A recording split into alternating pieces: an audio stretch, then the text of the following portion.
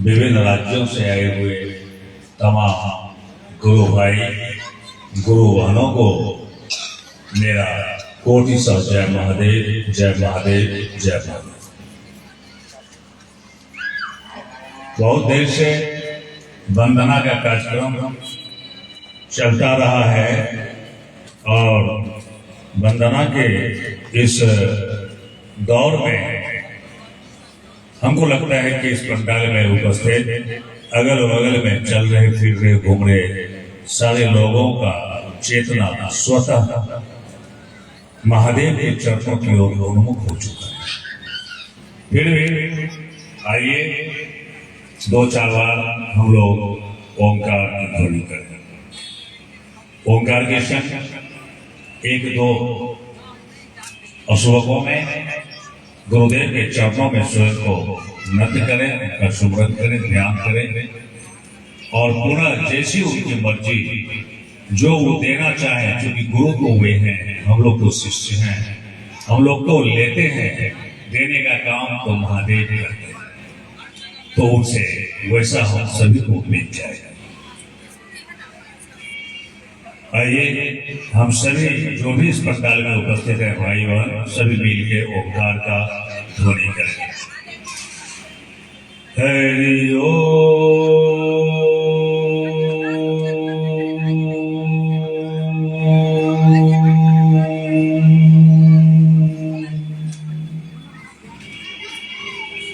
हरि ओम,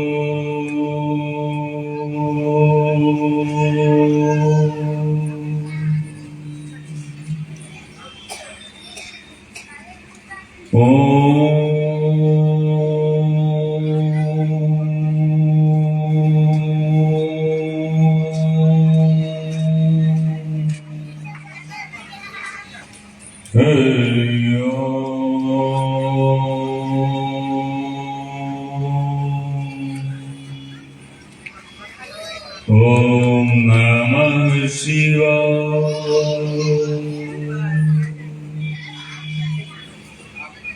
नमः शिवाय, शिवाय शिवाय शिवाय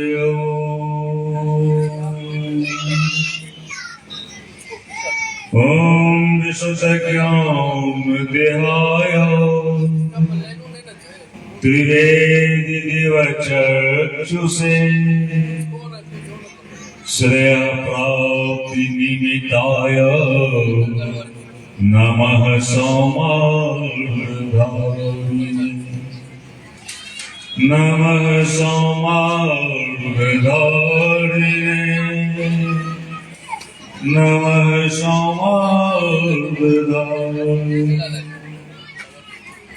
ज्ञानिनामपि चेतांश देवी भगवती सा म्लादा कृष्ण महाय महामाया प्रयच्छति। ओम श्री शंभवे गुरवे नमः। हर हर महादेव।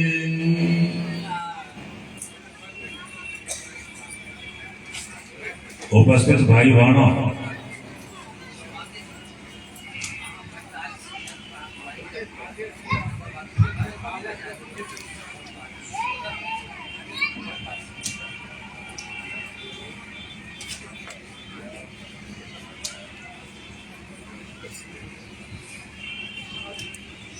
लगातार कई वर्षों से, मुझे लगता है 24वां वर्ष होगा, विराट शिव गुरु महोत्सव का ये कार्यक्रम सहरसा के इस पवित्र प्रांगण में होता चला आ रहा है और उम्मीद है कि चलता ही रहेगा।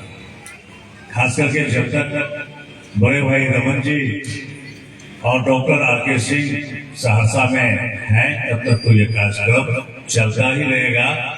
बाकी महादेव की मर्जी, हमें तो लगता है लोग आएंगे जाएंगे, कार्यक्रम अभी रुकने वाला नहीं है। 24 तत्व है इस सृष्टि में, जिसके प्रतिनिधि रूप में जिस तत्वों के बीजाक्षर को कलेक्ट करके गायत्री मंत्र का निर्माण किया गया और गायत्री को वेद जननी कहा जाता है। और 24वां वर्ष इस कार्यक्रम का, तो गायत्री छंद को ये कार्यक्रम पूरा कर चुका है। तो निश्चित है इस कार्यक्रम से अब जो कुछ भी निकलेगा वह पहले भी निकलता रहा, लेकिन अब जो निकलेगा वह विशुद्ध वेदांत होगा, इसमें कहीं दो मत नहीं। आप सभी लोग इतने दूर दूर से आते हैं सिर्फ और सिर्फ परिचर्चा का लाभ लेने के लिए। और जैसा कि आप सभी जानते हैं कि यह विशुद्ध शिव गुरु का परिचर्चा है। शिव ये कहने की आवश्यकता नहीं कि जीवन में जो भी आनंद है, जो भी मंगलता है, जो भी कल्याणकारी विचारें हैं, सोच हैं, क्रियाएं हैं, वह सभी शिव है। हमारे आपके जीवन में वह सभी शिवत्व का प्रतीक है, वह शिव की कृपा से। उसी शिव को हम लोगों ने गुरु माना है।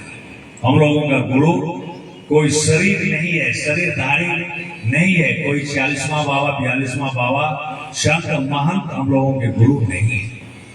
हम लोगों ने गुरु उनको माना है जो आदि भी है, मध्य भी है, अंत भी है, जिसे अनादि कहा जाता है। जो आदिदेव ब्रह्मा के भी गुरु हैं, जो सनातन पुरुष भगवान श्री विष्णु के भी गुरु हैं। कुछ ही दिन पहले हम लोगों ने शिवरात्रि मनाया। शिवरात्रि को करीबन 100 में 95 लोग शिव और पार्वती जी का विवाह उत्सव के रूप में मनाते हैं। यही समझते हैं कि भगवान शिव का पार्वती मां से विवाह इसी दिन हुआ था, लेकिन ऐसा नहीं है। भगवान शिव ने प्रथम बार जो घोषणा किया था सृष्टि में, ब्रह्मांड में, मैं ही गुरु हूं, मैं ही ज्ञान हूं, मैं ही सर्वस्व हूं, वो उसका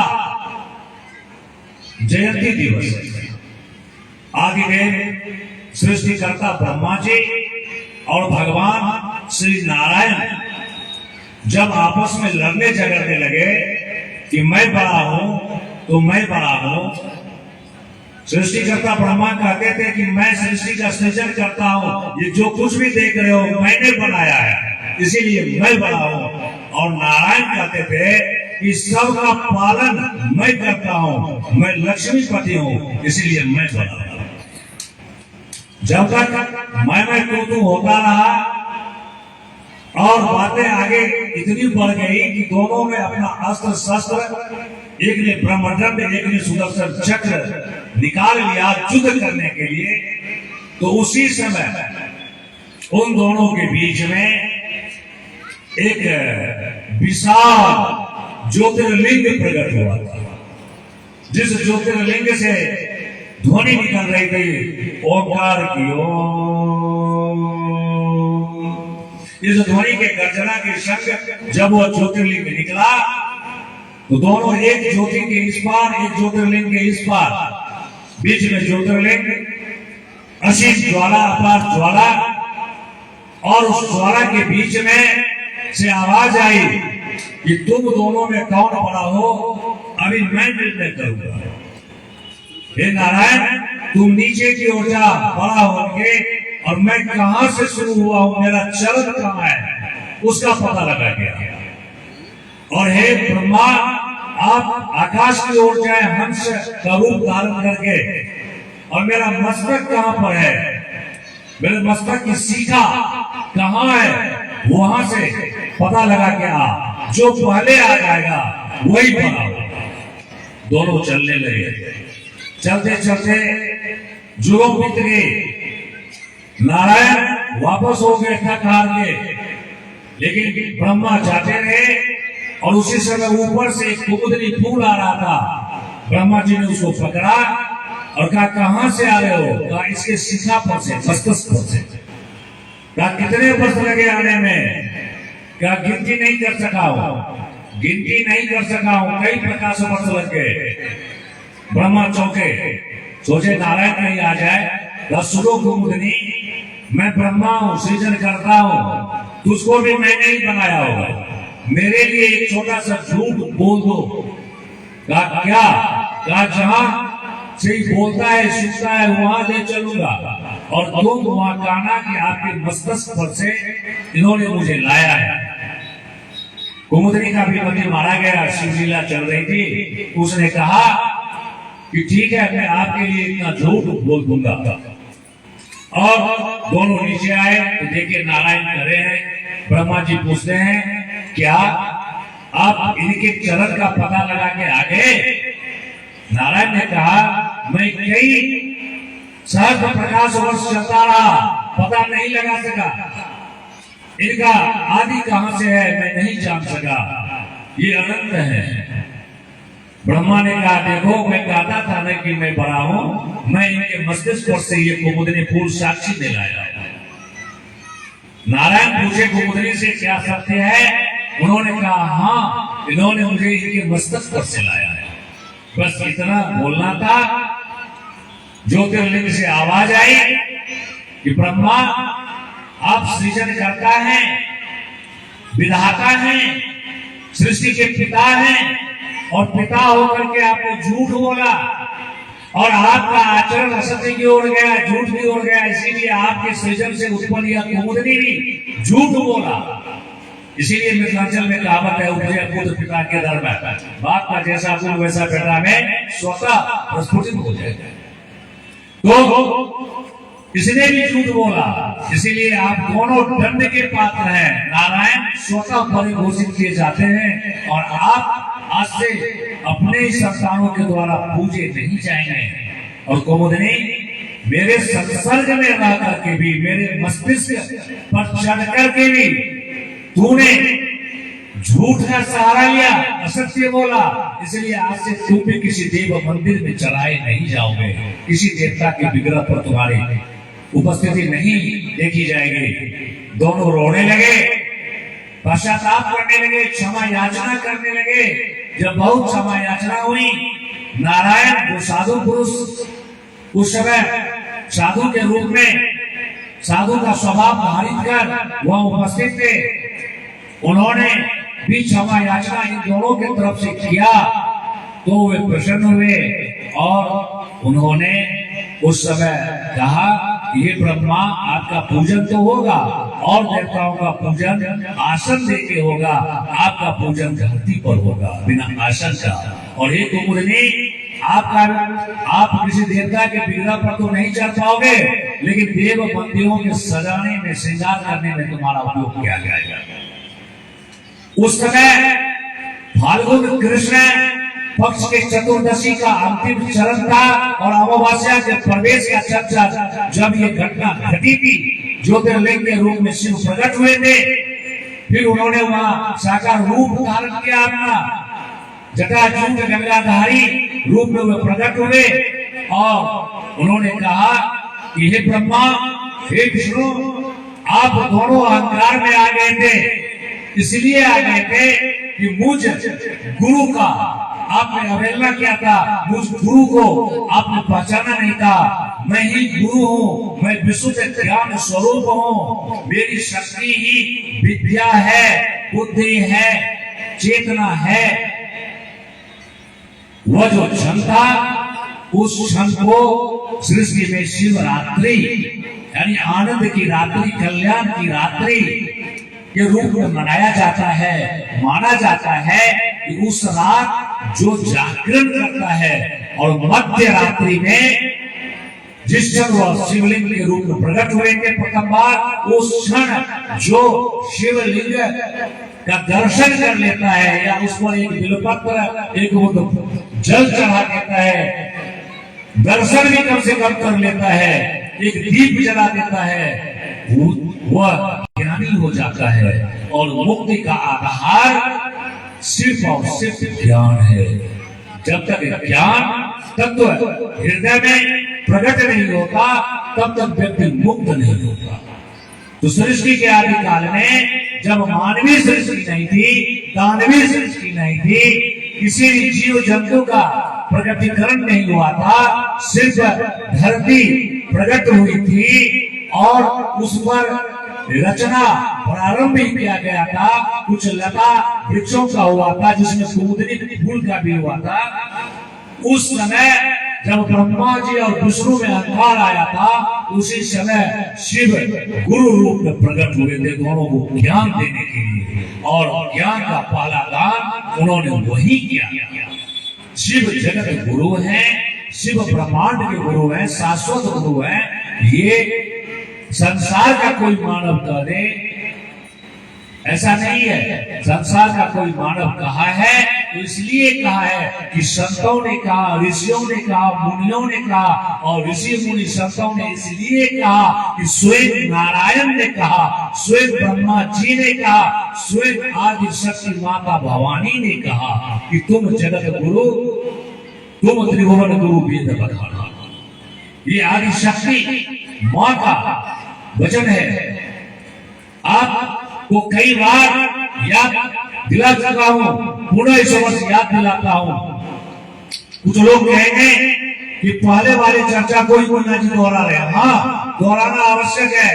करत करत अभ्यास के जन्मनी होत सुजान, रसड़ी आवत जात हुए सिर पे पड़त निशान। इसलिए दोहराना आवश्यक है कि अभी भी हमारे 100 में 99 भाई स्वयं को शिव शिष्य करते हुए, स्वयं को शिव शिष्या करते हुए गुरु शिव से नहीं जुड़ सके।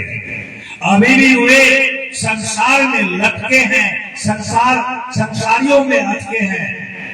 हम में, आप में, उसमें भैया में, किसी न किसी में लोग लटके हुए हैं। अपने गुरु की कृपा वे एक दूसरे गुरु भाई में देखते हैं। इसीलिए बार बार याद दिलाना पड़ता है कि जब देवर्षि नारद जो नारायण के 24 अवतार में एक अवतार है, नारायणांश सुने, वह जब मोह में फंसे थे, माया में फंसे थे, जब उन्हें शादी करने की इच्छा हो गई थी, जब वे नारायण को श्राप दे दिए थे, जिससे लोग राम तत्व का ज्ञान मांगता है, उससे उन्होंने काम तत्व का ज्ञान मांगा था, काम के दुनिया को मांगा था। उस समय जब नारायण के पास, नारायण के द्वारा माया हरण किया गया नारद जी का, तो नारद जी जब क्षमा याचना में गए तो उन्होंने उनसे मांगा था कि प्रभु और फिर कभी हम माया में नहीं फंसे, इस माया से बचा लीजिए। चाहे वह माया आपकी हो या वह माया जगत के किसी कारण से उत्पन्न हुआ माया मुझको न व्यापे, यह आशीर्वाद दीजिए। तो उस समय नारायण स्वयं अपने मुख से कहते हैं नारद जी को, जाय जपहु शंकर सतनामा, होए मन तुरत ही विश्रामा। गौर कीजिए, श्री हरि विष्णु बोल रहे हैं, संसार का कोई व्यक्ति नहीं बोल रहे हैं, पालनकर्ता बोल रहे हैं, संसार के इष्ट बोल रहे हैं, इष्ट बोल रहे हैं कि जाय जपहु शंकर सतनामा। कहा मुन्ना जैसे लोगों के लिए एक नाम काफी है, शिव शिव, लेकिन आपके जैसे जो देव ऋषि हैं, जो सभी देवताओं के पास अपनी इच्छा से जा सकते हैं, आ सकते हैं, संसार में कहीं भी मन की गति से जा सकते हैं, आ सकते हैं, वह व्यक्ति जब भ्रष्ट होता है तो उसके लिए 99 नाम दंड में है। शिव का 100 नाम, जाय जपहु शंकर सतनामा। सिर्फ नमः शिवाय से नहीं होगा, आपको कहना होगा नमः शंकराय, नमः भवाय, नमः रुद्राय, नमः पार्वती पतये आदि आदि, आपको 100 नाम जपना होगा। नारायण तो स्वयं ब्रह्म है, ब्रह्म स्वरूप है। नारायण जिन्हें शिव भी कहते हैं कि हमारे इष्ट हैं, आखिर उन नारायण को अपने ही अंश नारद जी और अपना परम भक्त, उनका परम भक्त है नारद बाबा को क्यों शिव के शरण में भेजना पड़ा, जरा गौर करो। क्योंकि गुरु के ज्ञान के बिना इष्ट की कृपा भी प्राप्त नहीं होती है, इष्ट भी विमुख हो जाते हैं अगर गुरु कृपा विमुख होता है, और गुरु एकमात्र शिव है। इसीलिए हरि ने हर के पास यानी शिव के पास नारद जी को भेजा था। उतना ही नहीं, हमने आपको कई बार श्री रामचंद्र भगवान के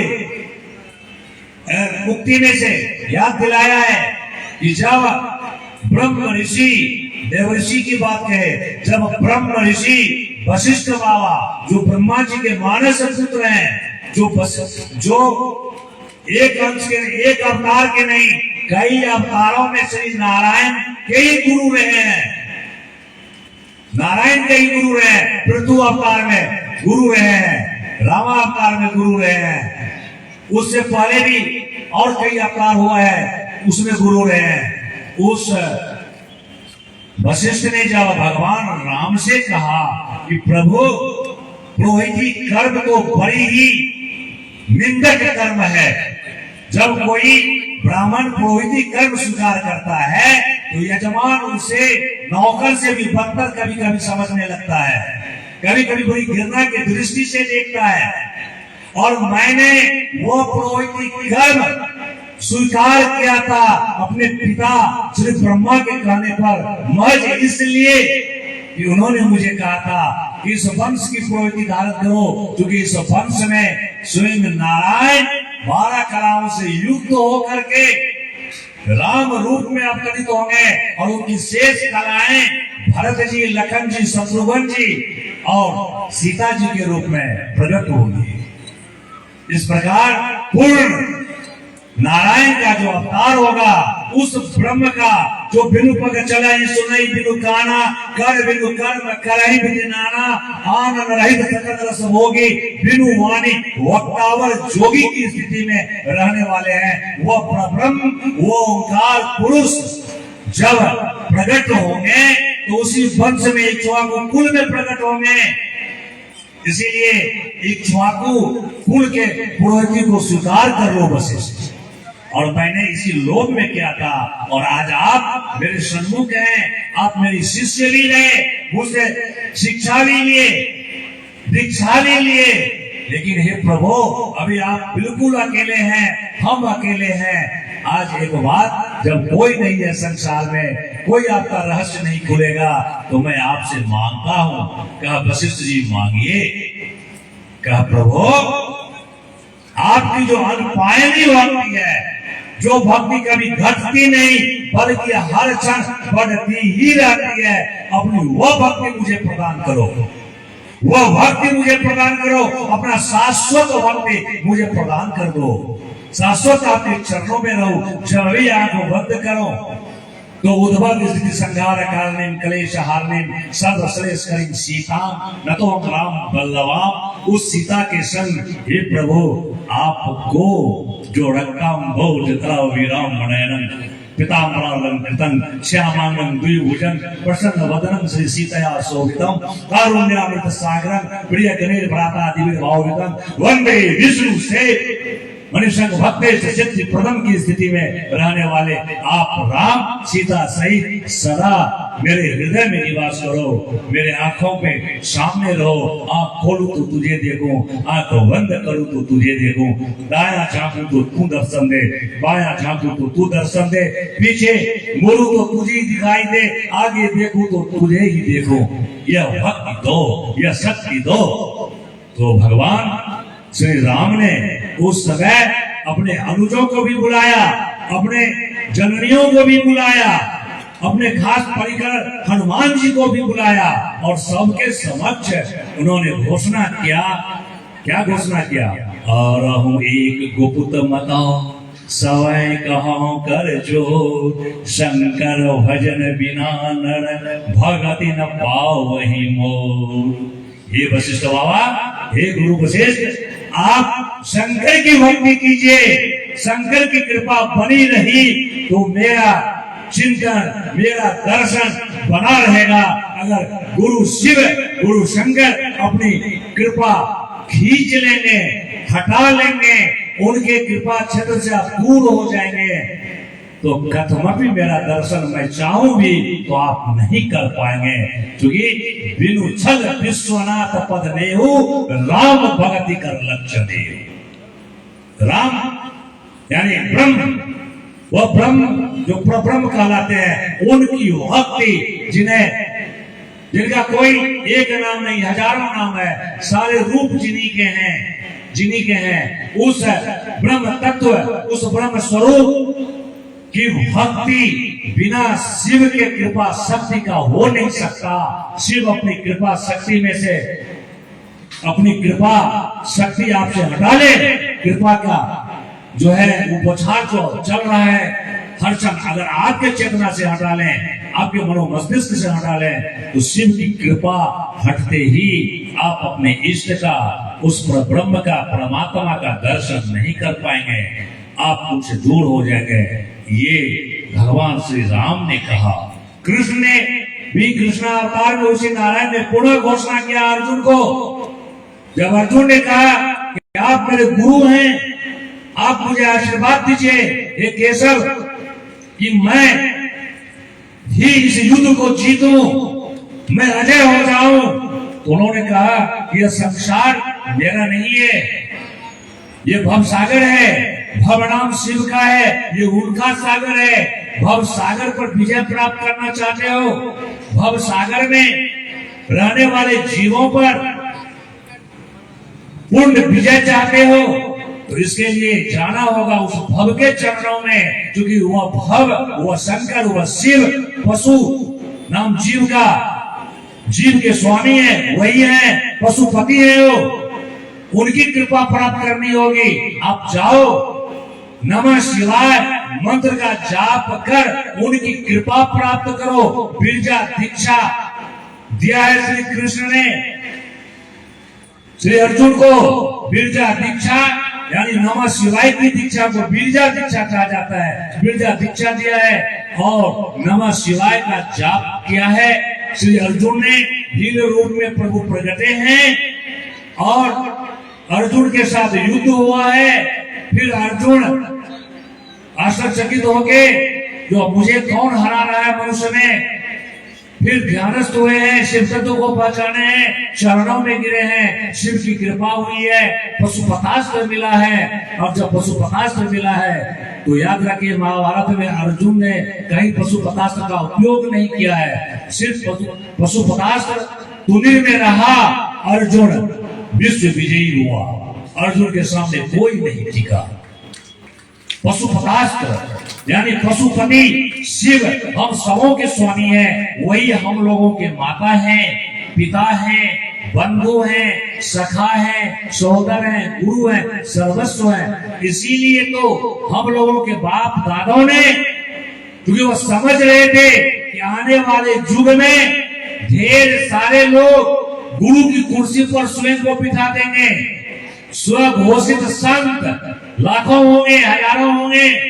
आज देश में देखिए ना, स्वघोषित संत, स्वघोषित संत कितने हैं, कितने, क्या गिनती कराना पड़ेगा। आप सभी टीवी देखते हैं, कितने बाबा आते हैं, भागवत का प्रवचन करते हैं, रामायण का प्रवचन करते हैं, शिव पुराण बोलते हैं। जो बातें शिव पुराण में लिखी हुई नहीं है उन बातों को अभी प्रयोग बताते हैं और कहते हैं मैं शिव पुराण से बोल रहा, स्कंद पुराण से बोल रहा, ऐसा करोगे ऐसा होगा, ऐसा करोगे ऐसा होगा। प्रदीप बाबा आप देखो ना, राम को भी संसारी और मरणशील घोषित करने वाला राम रहीम जैसा स्वघोषित संत है इस संसार में। कितना निर्मा बाबा, फलना बाबा, चिलना बाबा, कितने बाबा जेल के चक्की पीस रहे हैं, कितने बाबा योगी स्वयं को योगी घोषित करते हैं और दाल चावल बेच रहे हैं, वो भी मिलावट वाला, वो भी मिलावट वाला, वो भी मिलावट वाला। ये स्वघोषित संत लोग मंच से ही दीक्षा दे देते हैं, माइक से ही 3 बार मंत्र जपा देते हैं, जपो, और कहते हैं तू मेरा शिष्य हो गया। टीवी पर मंत्र जपाते हैं, टीवी देख रहे हो, मैं वह मंत्र जपाता है और कहता है जो भी टीवी पर मेरे मंत्र को सुना पीछे पीछे गुनगुनाओ, मेरा शिष्य हो गया।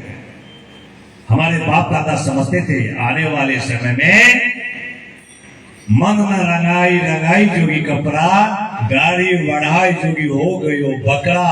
वाले बाबाओं की कमी नहीं रहेगी।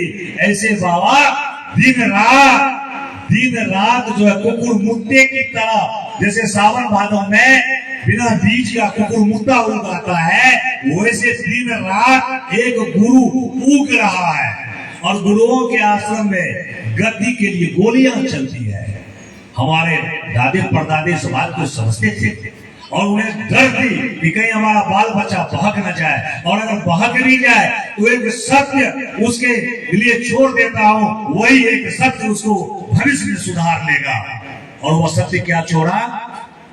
तो कहा राम जी का मंदिर हो कि कृष्ण जी का मंदिर हो, सीता जी का प्रतिमा हो कि राधा माँ का प्रतिमा हो, काली माँ का प्रतिमा हो कि दुर्गा माँ का प्रतिमा हो, गैया बाबा का हो कि सतासवा बाबा का हो, का जिस देवता का पूजा करना, बच्चा अपने बच्चों को भी सिखाना और स्वयं भी करना। क्या करना?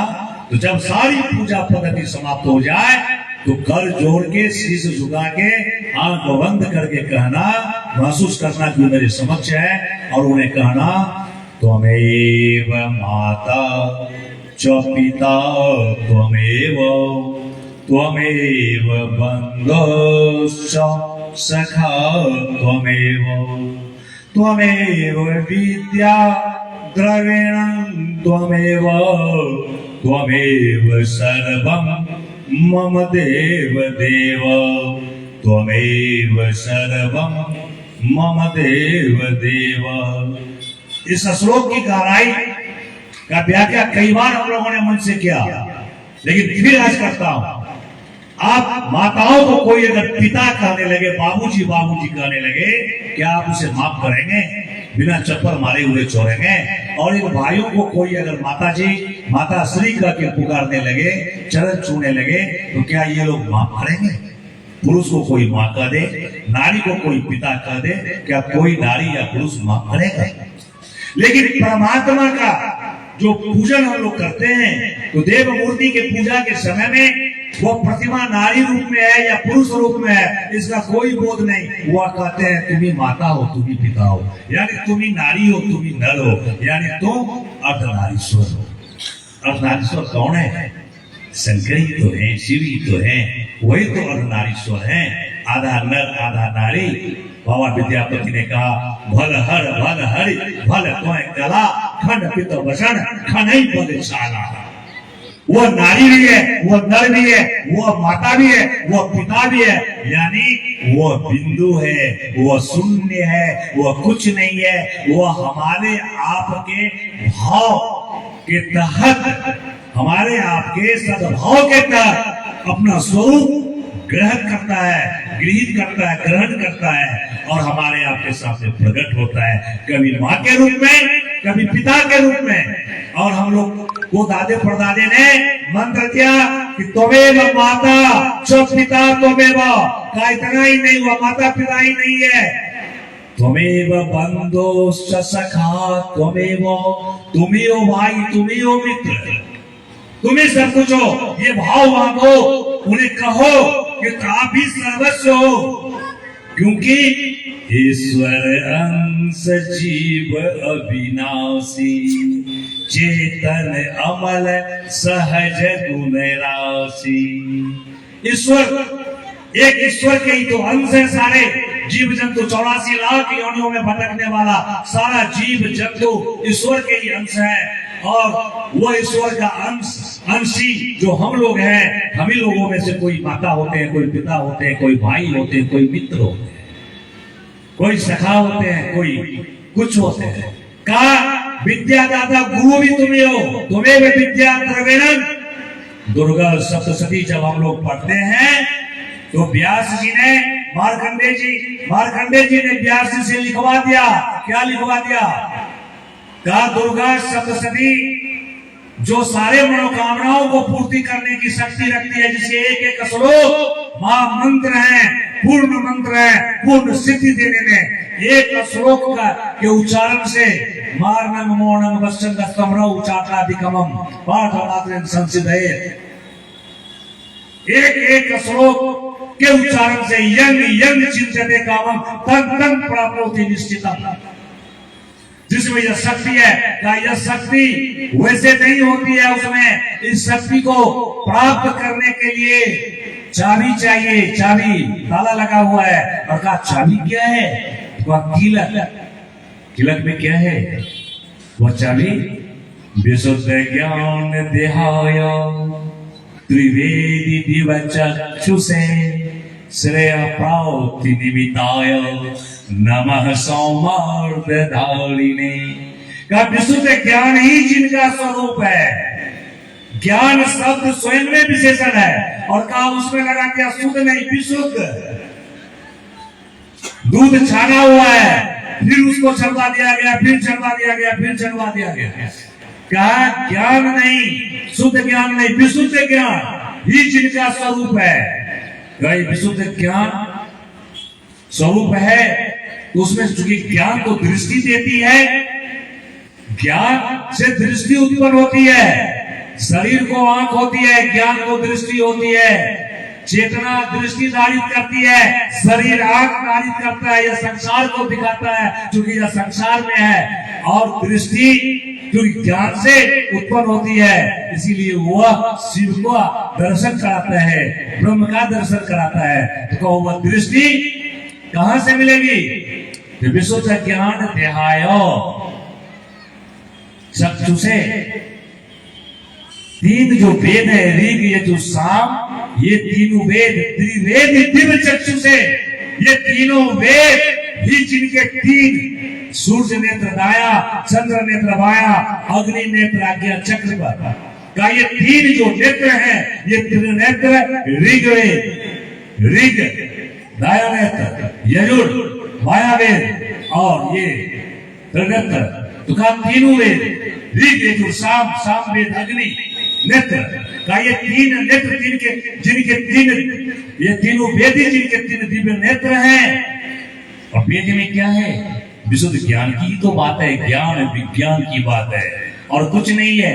वेद कर्मकांड को नहीं पसारता, वेद झूठा लंपटता को नहीं पसारता।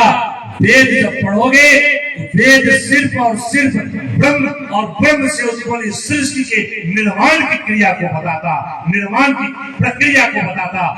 और सृष्टि के जो, चूंकि वह ब्रह्म शाश्वत है, तो इस सृष्टि के निर्माण का जो विधा है वह भी शाश्वत है। और उस शाश्वत तत्व को, शाश्वत विधा को जो बताता है उसे ही वेद कहते हैं। वेद कोई झमेला नहीं फंसाता। तो कहा ये तीन वेदी जी के तीन देव नेत्र हैं, ऐसे जो अर्ध चंद्रमाधारी, अर्ध चंद्रमा को धारण करने वाले पुरुष हैं, उन्हें नमस्कार करो, उनके शरण में जाओ। शरण प्राप्ति निमित्ताय नमः सौमार्धारी में उन्हें नमस्कार करो, उन्हें नमन करो, उनके सिवा किसी और को नमन नहीं करो, उनको नमन कर लो, उनकी कृपा हो जाएगी तो चाबी मिल जाएगा। और फिर शिव की शक्ति दुर्गा से जो चाहोगे लूट लोगे, जो चाहोगे मिल जाएगा। क्योंकि वह दुर्गा उनकी पत्नी है, उनकी शक्ति है, वह उनकी इच्छा शक्ति और क्रिया शक्ति दोनों है। उनकी इच्छा के बगैर दुर्गा यानी कालिका यानी माँ पार्वती यानी कोई भी देवी, चाहे वह काली, तारा, त्रिपुर सुंदरी, भुवनेश्वरी, भैरवी, छिन्नमस्तिका, धूमावती, बगलामुखी, मातंगी, कमला हो या शैल पुत्री, ब्रह्मचारिणी, चंद्रघंटा, कुसुमांडा, स्कंद माता, कात्यायनी, काल रात्रि, महागौरी, सिद्धिदात्री यानी नव दुर्गा, कुछ भी हो, जया हो, विजया हो, अपराजिता हो, जिस रूप में आप पूजा कर रहे हो, उनकी कृपा शिव के कृपा की बगैर नहीं मिलेगी। इसीलिए ये चाहिए। दुर्गा सप्तशती में मार्कंडेय बाबा ने व्यास जी से लिखवाया, यही लिखवाया। तो कहा कि तुम्हें विद्या द्रविणम, क्योंकि वह विद्या है, इसीलिए तो 5वें अध्याय में देवता लोग ब्रह्मा जी और भगवान विष्णु और महादेव के संग माँ की जब वंदना करते हैं तो ब्रह्मा और विष्णु क्या गा रहे हैं, वो गाते हैं नमो देवी महादेवी शिवाय सत्संग नमः नमः प्रकृति भद्राय नेता प्रमता अस्मता रौद्राय नमो नित्याय गौरज्ये धात्र्ये नमो नमः। और आगे जाके कहते हैं या देवी सर्वभूतेषु चैतन्य विद्यते नमस्तस्यै नमस्तस्यै नमस्तस्यै नमो नमः। उससे आगे कहते हैं या देवी सर्वभूतेषु बुद्धिरूपेण संस्थिता नमस्तस्यै नमस्तस्यै नमस्तस्यै नमो नमः। बुद्धि है चेतना के तल में वही भगवती बैठी हुई है जो चेतना को गाइड करती हैं। उनको जगाना होता है चेतना को प्रखर करने के लिए, और इसके लिए शिव को गुरु मानना होता है। जब शिव को गुरु मानते हैं तो जीव और शिव के बीच में जो वो भवानी बैठी हुई है वह अपनी गोद में लेकर जीव को शिव के चरणों में छोड़ देता है। जब तक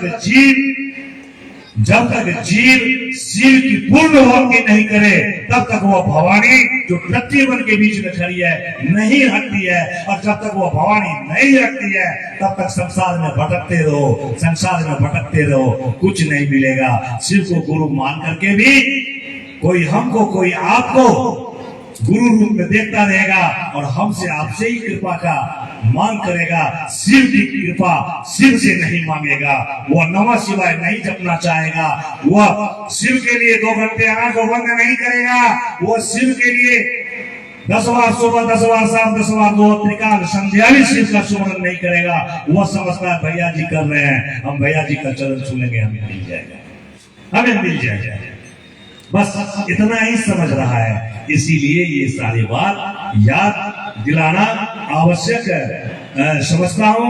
हर कार्यक्रम में आज कोई चर्चा हम नहीं करना चाहेंगे।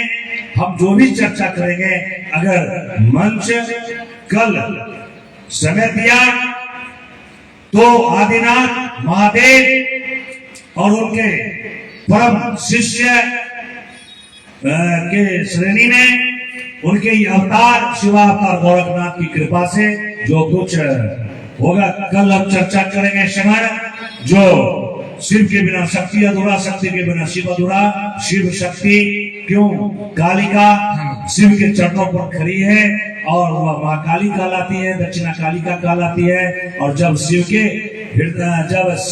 खड़े होते हैं कालिका के चरण पर तो क्यों वो महाकाल कहलाते हैं। महाकाल और महाकालिका क्या रहस्य है, इस विषय पर हम कल आना चाहेंगे। जो आपके शिव शिष्यता से जुड़ा हुआ ही चीज है। हम शिव और शक्ति के रहस्य से आप सभी भाई बहनों के बीच उस गुरु की कृपा से, बाबा गौरव की कृपा से कुछ ऐसा रखना चाहेंगे जो कम समय में यानी अगर आप महज 15 मिनट समय सुबह दोपहर शाम या सुबह शाम और मध्याह्न रात्रि में निकाल लो तो आप शिव के गोद में खेलोगे और माँ भवानी आपके साथ मंद मुस्कुरा के बातें करेंगे और शिव आनंद लेंगे। वह सारी रहस्य कल उद्घाटित करेंगे।